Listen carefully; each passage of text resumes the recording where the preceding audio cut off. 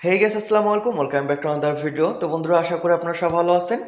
তো বন্ধুরা, আমরা অনেকেই এক বা একাধিক সিম ব্যবহার করে থাকি। সেই সিমগুলো কিনতে হলে অথবা রেজিস্ট্রেশন করতে হলে আমাদেরকে কিন্তু এনআইডি কার্ডের প্রয়োজন পড়ে। তো আপনি কি জানেন আপনার এনআইডি কার্ড থেকে কয়টি সিম নিবন্ধন করা হয়েছে? যদি না জানেন কোনো সমস্যা নেই, আজকের ভিডিওতে আমি দেখাবো যে কিভাবে আপনি চেক করবেন আপনার এনআইডি কার্ড থেকে কয়টি সিম উত্তোলন করা হয়েছে।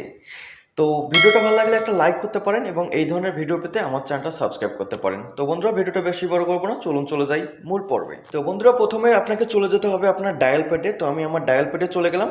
তো ডায়াল প্যাডে যাওয়ার পর আপনাকে একটা কোড ডায়াল করতে হবে। সেই কোডের মাধ্যমে আপনি জানতে পারবেন আপনার আইডি কার্ড থেকে কয়টি সিম রেজিস্ট্রেশন করা হয়েছে। তো আমি আমার ডায়াল প্যাডটা ওপেন করলাম। তো ওপেন করার পর এখানে লিখবেন *16001#। তো এই কোডটা আপনাকে ডায়াল করতে হবে। ডায়াল করে কলে ক্লিক করে যে কোনো একটা সিম আপনাকে সিলেক্ট করতে হবে। তো সিলেক্ট করার পর এখানে আপনার একটা পপ আপ একটা SMS এখানে শো করবে। দেখেন লেখা আছে to know your biometric registered number dial 4 digit on your NID card.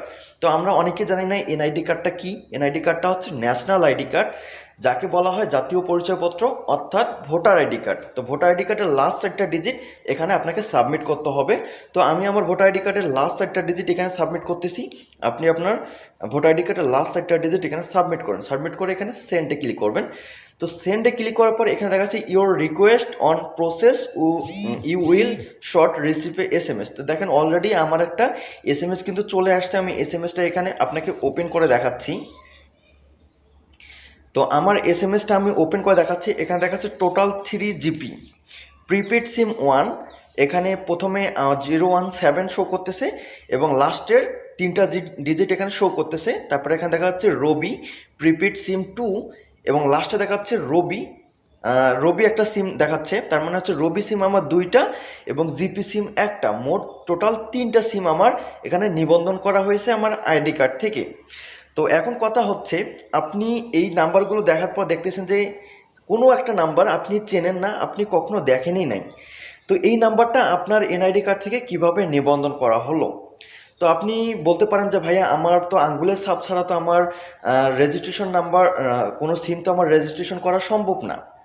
তো তাদেরকে আমি বলতে চাই, যখন আমরা সিম কিনতে যাই, সবাই না, অনেকেই আছে যে একবার দেয়, আঙ্গুলের ছাপ যখন দেয় তখন কিন্তু নেয় না, বলে যে ভাইয়া আপনার আঙ্গুলের ছাপ নিচ্ছে না, ম্যাচিং করতেছে না, আপনাকে আবার দিতে হবে। তখন আপনি আবার দিয়ে থাকেন। তো দেওয়ার পর আপনি প্রথম যে আপনার আঙ্গুলের ছাপটা দিয়ে থাকেন সেটা কিন্তু ওদের কাছে সেফ হয়ে থাকে। আমি বলতেছি না সবাই এরকম করে, কিন্তু অনেকেই আছে এইরকম করে। এরকম করার পর ওই সিমটা আপনার আঙ্গুলের ছাপ দিয়ে অন্য সিম কিন্তু রেজিস্ট্রেশন করে দেয়। করে দেওয়ার পর কিন্তু ওই সিমটা কিন্তু একটু বেশি টাকায় বিক্রি করে দেয়।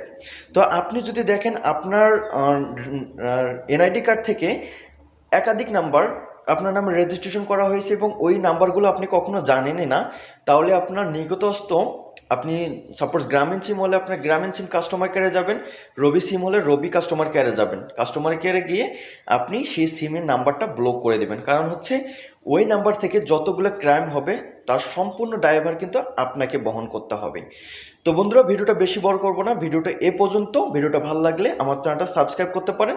তো দেখা হচ্ছে পরে অন্য কোনো ভিডিওতে। ততক্ষণ ভালো থাকবেন, সুস্থ থাকবেন। আসসালামু আলাইকুম।